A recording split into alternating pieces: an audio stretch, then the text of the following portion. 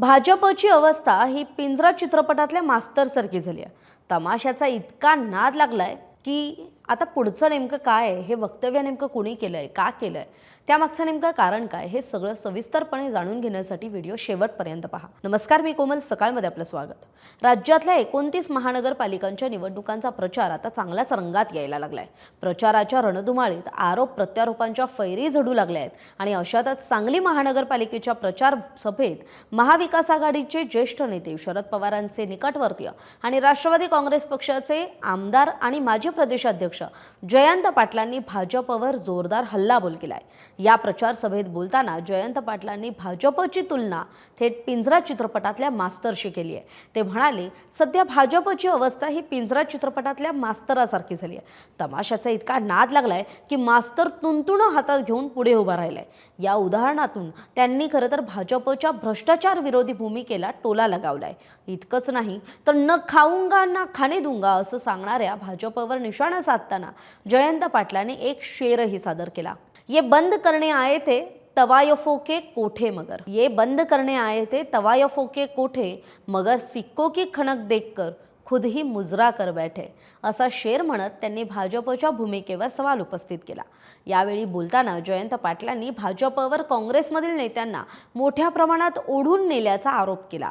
आज भाजपात सगळे काँग्रेसमधले नेते, आता आपलेही काही गडी तिकडे जात आहेत। काँग्रेस सर्वधर्म समभावाचा विचार घेऊन चालते, पण जातीयवादी झेंडा घेण्याआधी 10 वेळा विचार व्हायला हवा, अशी खंत सुद्धा त्यांनी बोलून दाखवली।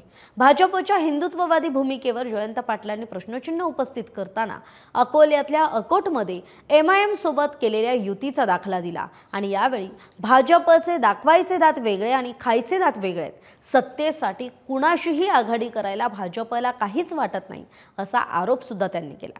इतकंच नाही तर काँग्रेसमुक्त भारतची घोषणा देणारा भाजप आज काँग्रेस युक्त झालाय, असा टोला सुद्धा जयंत पाटलांनी लगावला। सांगली महानगरपालिकेच्या निवडणुकीत सांगलीकर जनता काँग्रेस आणि शरद पवारांच्या राष्ट्रवादीला एक नवा पर्याय म्हणून स्वीकारेल, असा विश्वास सुद्धा त्यांनी यावेळी बोलून दाखवला। एकूणच काय, स्थानिक स्वराज्य संस्थांच्या निवडणुकीच्या पार्श्वभूमीवर राजकीय वातावरण चांगलंच तापत चाललंय। जयंत पाटलांच्या या वक्तव्यामुळे भाजप आणि महाविकास आघाडीतला संघर्ष, राजकीय संघर्ष आणखी तीव्र होण्याची चिन्ह आहेत। तर आता सांगलीमध्ये नेमकं कुणाच्या बाजूने मतदार कौल देईल, याविषयी आपली मतं कमेंट बॉक्समध्ये कमेंट करून जरूर सांगा। तर याविषयी रिपोर्टिंग केलं होतं आमचे सहकारी जगदीश पाटील यांनी। धन्यवाद। महाराष्ट्रातील सर्व बातम्यांचे विश्वासार्ह व्यासपीठ,